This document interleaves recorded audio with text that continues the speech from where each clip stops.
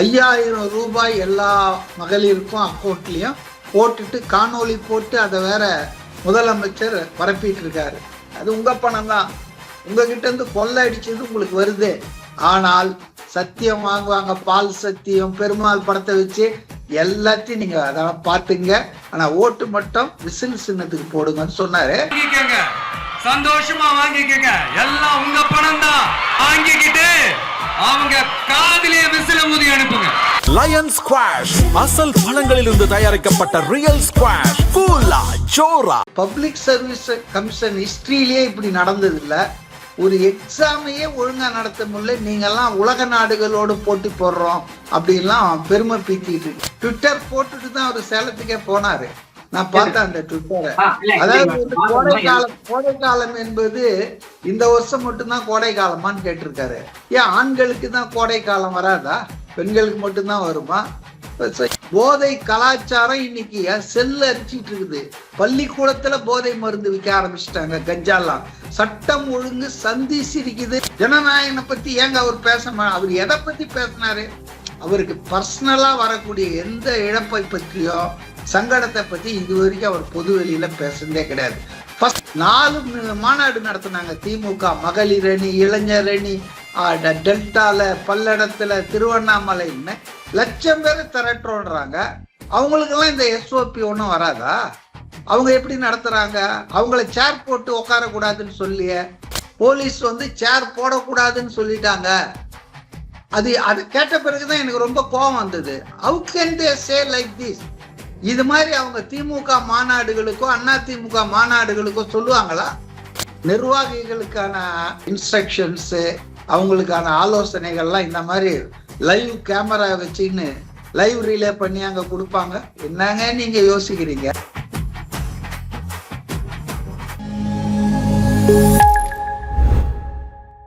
நாதஸ்நேயர்களுக்கு வணக்கம். அரசியல் பல பரபரப்பான கட்டங்களை நோக்கி நகர்ந்து கொண்டு இருக்கிறது. அது குறித்து விவரிக்க அரசியல் விமர்சகர் திரு மதிவாணன் அவர்கள் முன்னாடி இருக்கிறார். வணக்கம் சார். வணக்கம் சார். இன்னைக்கு பார்த்தீங்கன்னா சேலத்தில் டிவிகேவுடைய மாநாடு பார்த்தீங்கன்னா வெகு சிறப்பாக நடந்து முடிஞ்சிருக்கு. நிர்வாகிகள் கூட்டம் அப்படின்ற மாதிரி விஷயங்கள். நடிகர் விஜய் அவர்கள் எப்பயுமே இல்லாமல் இன்னைக்கு நிறைய விஷயங்கள் பேசியிருக்காரு. இந்த விஷயங்கள் திமுக அதிமுகவை எந்த வகையில் பாதிக்கும்னு நினைக்கிறீங்க? ஏன் அப்படின்னா தொடர்ச்சியாக 2 பேரும் சரணடைஞ்சிட்டாங்கன்ற மாதிரி விஷயங்கள் சொல்கிறாங்க. மக்கள் அதை ஏற்றுப்பாங்கன்னு ஒரு கேள்வி இருக்குல்ல. எந்த வகையில தாவேகா கட்சி ஆளும் திமுகவையும் எதிர்கட்சியில இருக்கிற அதிமுகவை பாதிக்கும்ன்றதுக்கு ஒரு அத்தாட்சினா, இன்னைக்கு காலையில ஒரு நிகழ்வு நடந்தது, நீங்க எல்லாம் பார்த்திருப்பீங்க. ₹5000 எல்லா மகளிருக்கும் அக்கௌண்ட்லயும் போட்டுட்டு காணொலி போட்டு அதை வேற முதலமைச்சர் பரப்பிட்டு இருக்காரு. இதுதான் எஃபெக்ட். அதாவது தங்களுடைய ஆட்சியின் சாதனைகள், பர்ஃபார்மன்ஸ், மக்களுக்கான நலத்திட்டங்கள் மூலமாக தாங்கள் ஜெயிக்க முடியும், தங்களுக்கு வெற்றி கிடைக்கும் அப்படின்ற ஒரு எண்ணம் இல்லாமல் அதை பத்தி அவங்க ஒரு சீரியஸா பேசாம பணம் கொடுத்தாவது ஜெயிக்கணும்ன்ற முடிவுக்கு ஒரு அச்சத்தின் காரணமாக தாவேகாவின் எழுச்சி, அதன் வளர்ச்சி. அவங்க தலைவரே சொன்னார் இல்லையா நீ கூட்டத்துல, 30% மக்கள் ஆதரவு எனக்கு இருக்கு தனியா, மற்றவங்களுக்கு இருக்கிறத விட அதிகம், மற்றவங்க எல்லாம் கூட்டணியா தான் வச்சிட்டு இருக்காங்க அப்படின்னு சொன்னார் இல்லைங்களா? அதனால அந்த பயம் ஆளும் கட்சிக்கு, அந்த திமுகவுக்கு இருக்குதுன்றதுக்கு இன்னைக்கு அத்தாட்சி என்னன்னா, இன்னைக்கு காலையில ₹5000 போட்டாங்க. அதுக்கு என்ன விளக்கம் சொல்றாங்க? கற்பனையா யாரோ தடுக்க பாக்குறாங்களாம், அதை நிறுத்திடுவாங்களாம். யார் நிறுத்துவாங்க? இன்னைக்கு நிறுத்தணும்னு சொன்னா பாஜக, அதிமுக 2 கட்சி தான் நிறுத்துறதுக்கு முயற்சி பண்ணோம். அதிமுக எதிர்கட்சி தலைவர் எடப்பாடி ஏற்கனவே சொல்லிட்டார், நான் வந்தா ₹2000 கொடுப்பேன்னு சொல்லிட்டாரு. So he is not against this scheme. அவர் நிறுத்த போறது இல்லை. அடுத்தது பாஜகவுக்கு அப்படி ஒரு எண்ணமே கிடையாது. அவங்க மகாராஷ்டிரா சட்டமன்ற தேர்தல், பீகார் சட்டமன்ற தேர்தல், அங்கெல்லாம் 10,000 பெண்களுக்கு கொடுத்துதான் அவங்க ஓட்டை வாங்கி ஜெயிச்சாங்க. சோ அவங்களுக்கு இதை நிறுத்த முடியாது. எலெக்ஷன் கமிஷன் நிறுத்திடுமானா, மகாராஷ்டிராவில் பாத்தீங்கன்னா இப்ப இந்த உரிமை தொகையோட அமௌண்ட் குறைச்சிருக்காங்களா மகாராஷ்டிரா கவர்மெண்ட்? பயனாளிகளையும் உரிமை தொகையோட அமௌண்ட்டும் குறைச்சிருக்காங்களா சார்? எலெக்ஷனுக்கு முன்னால நீங்க என்ன பேர் சொல்லி கொடுத்தாலும் அது பனைமரத்து அடியில இருந்துகிட்டு பால் குடிச்ச மாதிரிதான். அதாவது ஒரு தேர்தல்ல பீகார் எடுத்துங்க, பீகார்ல மாடல் கோட் ஆஃப் கான்டக்ட் தேர்தல் நடத்தை விதிகள் அமுலானதுக்கு பிறகு 10,000 ரூபாய் ஒரு லேடி அக்கௌண்ட்டுக்கும் போய் விழுந்தது. அதனால அப்ப எலெக்ஷன் கமிஷனை எதிர்கட்சிகள் காங்கிரஸ் ஆர்ஜேடி எல்லாம் போய் கம்ப்ளைண்ட் பண்ணப்போ கூலா எலெக்ஷன் கமிஷன் சொன்னாங்கன்னா இது இந்த தேதிக்கு முன்னாலேயே முடிவு பண்ணியிருக்காங்க, இது முந்தையே முடிவு பண்ணது, அதனால இதை நான் தடுக்க மாட்டேன் அப்படின்னாங்க. அப்படி இருக்கும்போது இந்த உரிமை தொகை என்பது தமிழ்நாட்டுல 2 வருஷமா கொடுத்துட்டு இருக்காங்க. அதை எப்படி எலெக்ஷன் கமிஷன் நாளைக்கு மாடல் கோட் ஆஃப் கான்டக்ட் கொடுத்த உடனே நிறுத்திடும்? ஸோ இது ஒரு போகஸ்ங்க. அதாவது கற்பனை எதிரியை கற்பனையில் இதை தடையாயிடும், நாங்க அதை காப்பாத்துறோம்னு போக்கஸ் பண்றாங்களே தவிர இது டிராமா தாங்க. ஆக்சுவலா அவங்க பணத்தை நல்லா யோசிங்க, ஜனவரிக்கு 3,000 ரூபாய் கொடுத்தாங்க இந்த வருஷம் பொங்கலுக்கு. இவ்வளவு நாளா ஜனவரி பொங்கலுக்கு கொடுக்கவே இல்லை. இந்த 2026 தான் இப்ப எல்லாம் வருது. கோடை காலத்துக்கும் சிறப்பு பணம் கொடுக்குறாங்க 2,000 ரூபாய். விஜய் ரொம்ப நல்லா கரெக்டா தான் கேட்டிருக்காரு. அப்கோர்ஸ் அந்த மீட்டிங்ல பேசல, ட்விட்டர் போட்டுட்டு தான் அவர் சேலத்துக்கே போனாரு. நான் பார்த்தேன் அந்த ட்விட்டரை. அதாவது கோடை காலம் என்பது இந்த வருஷம் மட்டும்தான் கோடை காலமான்னு கேட்டிருக்காரு.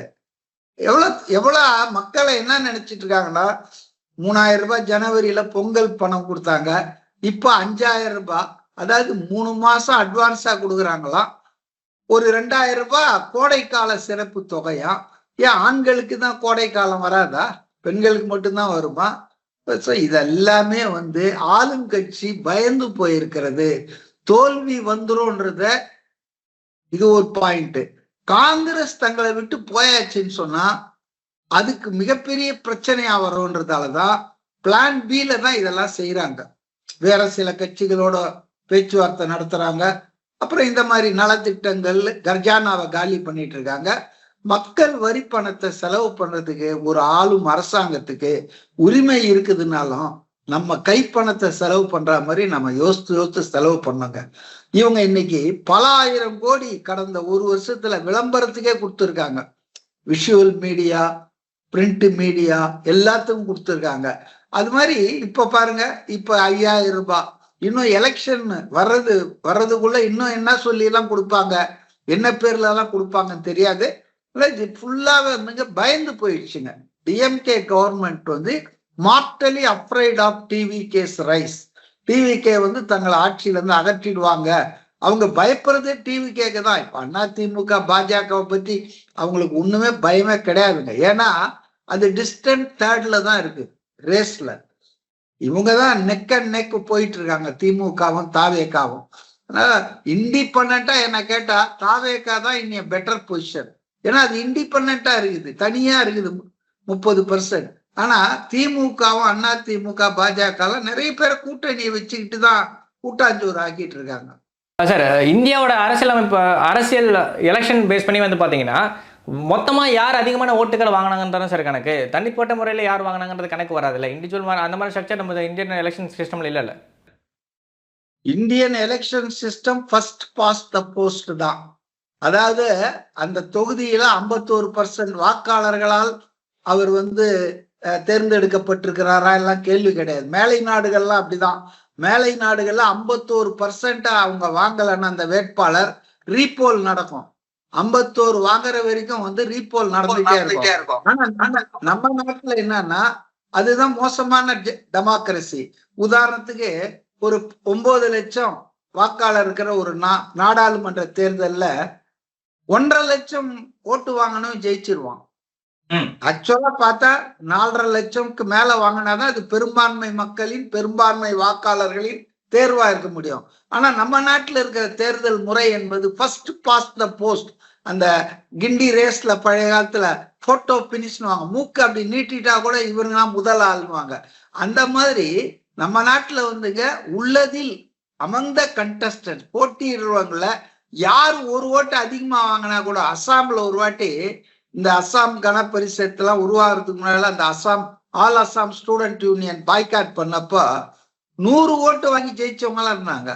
ஏன்னா போலான ஓட்டு 110, அதுல 100 வாங்கினவரும் ஜெயிச்சிட்டாரு. ஆனா அந்த தொகுதியில லட்சக்கணக்கான பேர் வாக்காளர்கள் இருந்தாங்க. அதனால நம்ம இந்தியன் சிஸ்டம் நீங்க சொல்றதுதான், யார் அதிகமான அது என்ன வேணா பண்ணிடலாம். நீ அதிகமான ஒரு ஓட்டு வாங்கினா கூட ஜெயிச்சா மாதிரி. யாருமே ஓட்டு போடலனாலும் ஒரே ஒருத்தர் ஓட்டு போட்டனாலும் அந்த ஒரு ஓட்டு யார் வாங்கினாலும் அவங்க தானே சார் ஜெயிச்சதை கணக்கு வரும். கரெக்ட். சார் அப்படி பார்க்குறப்ப தாவேக தேர்தல் சார்ந்த விஷயங்களை பேசியிருக்கணும்ல. இன்னைக்கு நடந்தது நிர்வாகிகள் கூட்டம். ஆனால் ஒரு பொதுக்கூட்டம் மாநாட்டில் பேசுகிற மாதிரி விஜய் அவர்கள் பேசிட்டு போயிட்டார். நிர்வாகிகளுக்கான எந்த ஒரு அறிவுரிமையும் வழங்கலையேன்னு ஒரு கேள்வி இருக்குல்ல. நிர்வாகிகளுக்கான அந்த இதெல்லாம் இன்ஸ்ட்ரக்ஷன்ஸ், அவங்களுக்கான ஆலோசனைகள்லாம் இந்த மாதிரி லைவ் கேமரா வச்சுன்னு லைவ் ரிலே பண்ணி அங்க கொடுப்பாங்க. என்னங்க நீங்க யோசிக்கிறீங்க? பர்மிஷன் வாங்குறது நிர்வாகிகள் கூட்டம் தானே சார் பர்மிஷன் வாங்குறீங்க? இதெல்லாம் நேத்து முந்தா நாள் அங்கதான் இருக்கிறாரு நம்ம பொதுச் செயலாளர் ஆனந்த், அப்புறம் செங்கோட்டையன், ஆதவ் அர்ஜுனா, அவங்க எல்லாம் அங்கதான் இருக்காங்க 2-3 நாளா கேம்ப். அதெல்லாம் இன் கேமரால பேசுவாங்க. இது பொதுக்கூட்டம் தான். போலீஸ் மக்கள் சந்திப்பு அலோ பண்ணாததால 5000க்கு மேல வரக்கூடாதுன்றதால வேற வழி இல்லாம அதை அந்த மாவட்ட செயலாளர் நிர்வாகிகள் சந்திப்புன்னு மாத்தினாரு. ஆக்சுவலி இட் வாஸ் ஏ பரப்புரை தான், தேர்தல் கேம்பெயின் மீட்டிங் தான் அது. ஆனா மக்கள் வந்தா கூட்டம் ஹெவியா வரும்ன்றதால போலீஸ் அதுக்கு 5000 சொல்லி லிமிட் பிக்ஸ் பண்ணதால மக்களை நம்ம யாரை கொடுக்க முடியும், யாரை கூப்பிட முடியும்? அதனால வேற வழி இல்லாம நிர்வாகிகள் கூட்டம்னு நடத்தினாங்களே ஒழிய, நீங்க ஒண்ணு தெரிஞ்சுங்க சார், அதாவது மற்ற தலைவர்கள் பேசினாங்கன்னா அவங்க பேசுறது அந்த அரங்கத்துலயே அமுங்கிடும், அவ்வளவுதான். ஆனா விஜய் மலேசியால பேசினாலும் சரி, அவரு ஈரோடுல பேசினாலும் சரி, அவர் இன்னைக்கு சேலத்துல பேசுறதும் சரி, இதெல்லாம் உலகம் பூரா பார்த்துருவாங்க. தமிழ்நாட்டின் 234 தொகுதியில இருக்கிற வாக்காளர்கள், தமிழ் மக்கள் எல்லாரும் பார்ப்பான். லைவ் ரிலே ஆகுது 1க்கு 4-5 சேனல்ல. அதனால அவர் பிரச்சாரம் என்பது நிர்வாகிகளுக்கு ஆலோசனை கொடுக்கறதெல்லாம் லைவ் கேமரால யாராவது கொடுப்பாங்களா? பேருக்கு தான் அது நிர்வாகிகள் சந்திப்பு. ஆக்சுவலி விஜய் அவர் சொல்ல வேண்டியதை சொல்லிட்டாரு, அவ்வளவுதான். Okay sir. அதே மாதிரி பார்த்தீங்கன்னா சத்தியம் பண்ணி கூட கேட்பாங்க, ஓட்டு பார்த்தீங்கன்னா நீங்கள் டிவி கேக்கு தான் போடணும் அப்படின்ற மாதிரி விஷயங்களை சொல்கிறாரு. 2000 கொடுத்தாலும் 3000 கொடுத்தாலும் 5000 கொடுத்தாலும் வாங்கிக்கன்ற விஷயங்கள் பேசுறாரு. ஆனால் காலையில் ஃப்ளைட்டில் வரப்போ ஒரு விஷயத்த ட்விட்டு போடுறாரு. ஆனால் அதை பற்றி பேசவே இல்லைன்னு ஒரு கேள்வி இருக்குல்ல. என்ன கேட்டா இன்னைக்கு நிறைய விஷயத்த பேசினாரு. வழக்கமா அவர் அப்படி மேலோட்டமா பேசிட்டு போறாரு, அதான் அவர் மேல இருக்கிற குற்றச்சாட்டும் கூட. ஆனா இன்னைக்கு இன்டெப்தா பேசினாருங்க. நீங்க என்னவோ இன்னைக்கு போயிட்டீங்க, நான் குறை சொல்ல முடியாதுங்க. இல்ல, இதுக்கு முன்னாடி கம்பேர் பண்றப்ப பல விஷயங்கள் இன்னைக்கு பேசினாரு. அனுபவம் சார்ந்த விஷயங்கள் ஆகட்டும் சரி, என்னென்ன பிரச்சனைகள். இல்ல சார், பல விஷயங்கள்ல அவரு இன்னைக்கு மக்கள் பாதிக்கிற அத்தனை விஷயத்தையும் பேசினாரு. உதாரணத்துக்கு ஒண்ணு சொல்றேன். இப்ப அண்மையில Tamil Nadu public service commission exam நடந்து கொஞ்சம் பேர் ஒரு 10 நிமிஷம் பரீட்சை எழுதின பிறகு கேன்சல் பண்ணாங்க. இப்ப அதை பத்தி அவர் பேசினாரு. அது என்னன்னா, எவ்வளவு மன உளைச்சல் ஏற்பட்டிருக்கும், பல ஆயிரம் தயாரிப்பு பண்ணியிருப்பாங்க பல வருஷத்துல. இந்த மாதிரி ஒரு பப்ளிக் சர்வீஸ் கமிஷன் ஹிஸ்டரியிலேயே இப்படி நடந்தது இல்ல. ஒரு எக்ஸாமையே ஒழுங்கா நடத்த முடியல, நீங்க எல்லாம் உலக நாடுகளோடு போட்டி போடுறோம் அப்படின்லாம் பெருமை பீத்திட்டு இருக்கீங்கன்னு. இட் வாஸ் ரொம்ப அட்டாக் நல்ல கடுமையா இருந்ததுன்னு தான் சொல்றேன். அதே போல அவரு இந்த இதை பத்தி பேசினாரு. யாரோ மந்திரிங்கெல்லாம் என் முதல்வரே காணொளி போடுறாரு, மகிழ்ச்சியா இருக்காங்க தமிழ்நாட்டு மக்கள், ரொம்ப திருப்தியா இருக்காங்கன்னு சொல்றாரு. ஆனா அவருக்கு என்ன புரியலன்னா, படிச்ச பேப்பர்ல எடுத்து எத்தனை போராட்டங்கள் நடந்துட்டு இருக்கு, எந்தெந்த செக்ஷன் போராடிட்டு இருக்குது டெய்லி தமிழ்நாட்டுல. ஆனா அவங்க எல்லாம் இப்ப சந்தோஷமா இருந்தா ஏன் போராடுறாங்க? முதல்வருக்கு இது கூட தெரியல. மக்கள் எல்லாம் சுபிச்சமா இருக்காங்க, மாதம்மா மும்மாரி மழை பெய்கிறதுன்னு அந்த ராஜாக்கள் அந்த காலத்துல மந்திரி கிட்ட கேட்டா சொல்லுவாங்க. அந்த மாதிரி நம்ம CM is divorce off from ரியாலிட்டில ஜனங்க கஷ்டப்பட்டுட்டு இருக்காங்க. குறிப்பா பெண்களுக்கு எதிரான அந்த குற்றங்கள் ரொம்ப ஜாஸ்தியா இருக்கு. இதை பத்தி பேசினார் விஜய்.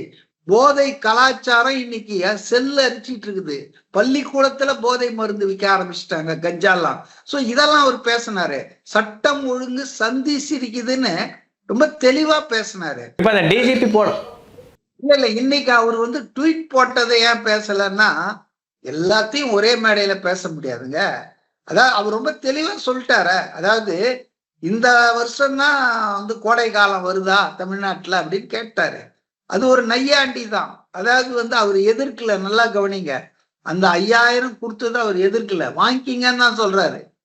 வாங்கிக்கிங்க, எலெக்ஷனுக்கு பணம் கொடுத்தா கூட வாங்கிக்கிங்க, வாங்காதீங்கலாம் சொல்ல. அது உங்க பணம் தான், உங்ககிட்ட இருந்து கொள்ளை அடிச்சது உங்களுக்கு வருது. ஆனால் சத்தியம் வாங்குவாங்க, பால் சத்தியம், பெருமாள் படத்தை வச்சு எல்லாத்தையும் நீங்க அதெல்லாம் பாத்துங்க. ஆனா ஓட்டு மட்டும் விசில் சின்னத்துக்கு போடுங்கன்னு சொன்னாரு. அவர் பிராக்டிக்கலா தாங்க பேசுறாரு, பிராக்மேட்டிக்கா தான் இருக்கிறாரு. வாங்காதீங்கன்னு சொன்னா வாங்காது இருப்பாங்களா? இன்னைக்கு இருக்கிற சூழல்ல யார் வாங்காம இருப்பாங்க 5000 ரூபாவை? அதனால வந்துங்க, I think today speech was ரொம்ப பொலிட்டிக்கலா இருந்தது, ரொம்ப அட்டாக் வந்து ஷார்ப்பா இருந்தது கவர்மெண்ட் மேல. முதல் தடவையா அவர் வந்து கம்ப்ளைண்ட் பண்ணியிருக்காரு. இது வரைக்கும் அவர் கம்ப்ளைண்டே பண்ண மாட்டார். எவ்வளவு அவருக்கு அழுத்தம் கொடுத்தாலும் சிக்கல் பண்ணாலும் he never complained. எனக்கு இந்த மாதிரி இடையூறு, இப்ப நிறைய பேர் சொல்றாங்க ஜனநாயகனை பத்தி ஏங்க அவர் பேச அவர் எதை பத்தி பேசினாரு? அவருக்கு பர்சனலா வரக்கூடிய எந்த இழப்பை பற்றியோ சங்கடத்தை பத்தி இது வரைக்கும் அவர் பொது வெளியில பேசுனதே கிடையாது. ஃபர்ஸ்ட் டைம் டுடே அவர் பொது வெளியில என்ன சொன்னாருன்னா, நான் என்னங்க தப்பு பண்ணேன், நான் என்ன மக்களுக்கு நல்லது பண்ணோம் தானே அரசியல் கட்சி ஆரம்பிச்சேன், எனக்கு ஏங்க இந்த மாதிரி எல்லாம் தொல்லை கொடுக்குறாங்க, நான் வந்து மீட்டிங் போடுறதுக்கு மட்டும் எஸ்ஓபி காட்டுறாங்க. அவர் ரொம்ப சிரிப்பா சொன்னாரு, அது மிஸ்டர் ஸ்டாலின் உண்மைதானே. போன மாசம் 4 மாநாடு நடத்தினாங்க திமுக, மகளிர் அணி, இளைஞர் அணி, டெல்டால, பல்லடத்துல, திருவண்ணாமலைன்னு 1,00,000 பேரை திரட்டுறோன்றாங்க. அவங்களுக்கெல்லாம் இந்த எஸ்ஓபி ஒன்றும் வராதா? அவங்க எப்படி நடத்துறாங்க? அவங்கள சேர் போட்டு உட்காரக்கூடாதுன்னு சொல்லிய இன்னைக்கு பாருங்க, ரொம்ப வருத்தமான செய்தி கேள்விப்பட்ட ஒருத்தர் வந்து அந்த கூட்டத்துல பங்கேற்றவர் மயங்கி விழுந்து வலிப்பு வந்து ஆஸ்பத்திரிக்கு எடுத்துட்டு போகும்போது சேலத்துல இறந்து போயிட்டார், ஒருத்தர் இறந்துருக்காரு. அவர் மகாராஷ்டிராவை சேர்ந்தவர் அப்படின்ற ஒரு செய்திகள்லாம் வந்து வெளியாகி இருக்கு. ரைட்டுங்க, அவர் எப்படி நிர்வாகிகள் சந்திப்புல வந்தாரு தெரியல எனக்கு. ஆனா என்னுடைய ஒரே ஆழ்ந்த வருத்தம் என்னன்னா, போலீஸுக்கு தெரியாதாங்க 12 to 3 பெர்மிஷன் கொடுத்தா மொட்டை வெயில், உச்சி வெயில், அதுல வந்து எவ்வளவு நேரம் நிப்பாங்க? நல்ல ஹெல்த்தியா இருக்கிறவனுக்கே மயக்கம் வருமே. இவங்க முதல்வர் மாநாட்டிலயோ மகளிர் மாநாட்டிலயோ சேர் போடக்கூடாதுன்னு போய் இப்படி சொல்ல முடியுமாங்க? இல்ல, ஆனா இன்னைக்கு வந்து 5000 பேர் வந்து நின்றுகிட்டே தான் இருக்கணுமா? ஏன் சேர் போடக்கூடாதுன்னு போலீஸ் தடை பண்ணுது? ஏன் இந்த உச்சி வெயில்ல அனுமதி கொடுக்குறாங்க? சரி, இதெல்லாம் போலீஸ் தாவேக்காக்கு 51 கண்டிஷன் போடுது. அவங்க அதை வந்து சின்சியரா ஏத்துக்கிட்டு அதை படி பண்ணாங்க. ஆனா போலீஸ் தன் கடமையை ஏன் மறந்தது? போலீஸ் வந்து இன்னைக்கு வந்து இந்த பர்மிஷனை வந்து 3 to 5 கொடுத்திருந்தா இந்த பிரச்சனை இருந்திருக்காத. வெயில்ல இவ்வளவு பேர். ரெண்டாவது, ஏங்க சேர் போடக்கூடாது? You have restricted the number. 5000 பேர் தான் சொல்லிட்டீங்க. அவன் சேர்ல உட்கார்ந்தா என்ன, உங்களுக்கு பெஞ்சில உட்கார்ந்தா உங்களுக்கு என்னங்க? இல்ல சார், 5000 பேர்ல இல்ல போலீஸ் இந்த அளவுக்கு ஹராஸ் பண்ணணுமா தாவேக்காவை? இல்ல சார், 5000 பேருன்னு லிமிட் பண்றதெல்லாம் வந்து போலீஸோட கண்ட்ரோல் தான். அது நம்ம சொல்ல முடியாது. சேர் போடக்கூடாதுன்னு சொல்ல முடியாது இல்ல. அதை எதிர்த்து இவங்க வந்து கோர்ட்டுக்கு போயிருக்கலாம்ல. இல்லையா? என்னங்க நீங்க பேசுறீங்க? அப்படின்னா 52 இன்னும் கோர்ட்டுகளே தான் போயிட்டு இருக்கணும். ஜனநாயகன் படம் வந்து சென்சார் வந்து ரீசென்சாருக்கு போனதை போயிட்டு இருக்கணும். அதை விட்டுட்டு இவர் கோர்ட்டுக்கு போயிட்டாங்க அப்படின்னு சொல்றீங்க. கோர்ட்டுக்கு போனா இல்ல சார், சேர் மாதிரியானதெல்லாம் வந்து அடிப்படையான ஒரு விஷயம் இல்ல. சேர் போடக்கூடாது எந்த கவர்மெண்ட்டும் சொல்ல முடியாது, போலீஸும் சொல்ல முடியாது இல்ல. கோர்ட்ல வந்து உடனே நீதி கிடைச்சிருமா? உடனே கோர்ட்ல வந்து எல்லா பிரச்சனையும் நம்ம பார்த்துட்டு தானே இருக்கிறோம். இல்ல சார், இந்த சேர்ன்றது அடிப்படையான ஒரு விஷயம் இல்ல. அட்லீஸ்ட் அதையா அவர் பேசியிருக்கலாம்ல. இந்த மாதிரி வந்து சேர் கூட போட விட மாட்டாங்க நம்ம மீட்டிங்லன்ற விஷயங்கள அவர் பேசியிருந்தாலும் அது பெரிய இஷ்யூவா இருக்கும். அடுத்தடுத்த மீட்டிங் தெரிஞ்சது. அங்க இருக்கிற ஆர்கனைசர்ஸ் பேசினாங்களா? அங்க இருக்கிற ஒரு பார்த்திபனா யாரோ பிரஸ் கிட்ட பேசிட்டு இருந்தாரு. போலீஸ் வந்து சேர் போடக்கூடாதுன்னு சொல்லிட்டாங்க. அது கேட்ட பிறகுதான் எனக்கு ரொம்ப கோபம் வந்தது. How can they say like this? இது மாதிரி அவங்க திமுக மாநாடுகளுக்கோ அண்ணா திமுக மாநாடுகளுக்கோ சொல்லுவாங்களா? சரி கிடையாதுங்க. அதாவது பாரபட்சம் பண்றாங்க. ஒரு பக்கம் விஜய் வந்து பனையூரை விட்டு வா, வீட்டை விட்டு வெளியே வான்றாங்க. ஆனா அவர் வெளியே வராத இருக்கிறதுக்கு எவ்வளவு வேலை பண்ண முடியுமோ அதை பண்றாங்க. அதை ரொம்ப தமாஷா கூட சொன்னாரு, எனக்கு வீடு தமிழ்நாடு, 8 கோடி மக்களும் என் சொந்தங்கள்னு சொன்னாரு. அதனால ஒரு ஃபேக்டுங்க, all set and done, TVK is being discriminated unnecessarily. அது காவல்துறையை வச்சு மற்ற எல்லா துறைகளையும் வச்சு அரசாங்கம் அவர் நடமாட்டத்தை அவருடைய பிரச்சாரத்தை முடக்குறாங்கன்றது எல்லாருக்கும் தெரியுதுங்க. இது எப்படி திமுகவால லட்சம் பேரை கூப்பிட்டு 4 மாநாடுகள் 1 மாசத்துல போடுறாங்க, வாரம் ஒரு விழா நடத்துறாங்க. அதனால மற்ற கட்சிகள்லாம் ஏன் நடத்த, குறிப்பா தாவேகாவை பார்த்து தாங்க பயப்படுறாங்க திமுக. ஆனா அதிமுக போன்ற கட்சிகள்லாம் வந்து சுதந்திரமாக தானே செயல்பட்டு இருக்கு. அதிமுக செயல்படுது, பாஜக செயல்படுது. அதிமுக பாஜக களத்திலே இல்லைங்களேங்க. அவங்களுக்கு தங்களை யார் தோக்கடிச்சிருவான், தங்களை யாரு அதிகாரத்தை அகற்றிடுவான், அவன் மேலதானங்க பயம் இருக்கு திமுகக்கு. DMK is not afraid of either BJP or ADMK or anybody else. அவங்க மார்டலி அஃப்ரைட் ஆஃப் டிவிகே. அதானே நான் சொல்லிட்டு இருக்கேன். எல்லாரையும் நீங்க இது பண்ண மாட்டீங்க. உங்களுக்கு யாரு மெயின் எனிமி, உங்களுக்கு யாரால ஆபத்தோ அவனை தானே நீங்க டீல் பண்ணுவீங்க. அதான் பண்ணிட்டு இருக்காங்க டிஎம்கே. அதான் அவர் சொல்றாரு, களத்துல சண்டை எங்களுக்கும் திமுகவுங்க தான் அப்படின்னு அவர் அடிக்கடி சொல்றது அதனாலதான். ஓகே சார், இவ்வளவு நேரம் உங்களோட பொன்னார நேரத்தை எங்களோட பகிர்ந்தமைக்கு நன்றி. தேங்க்யூ.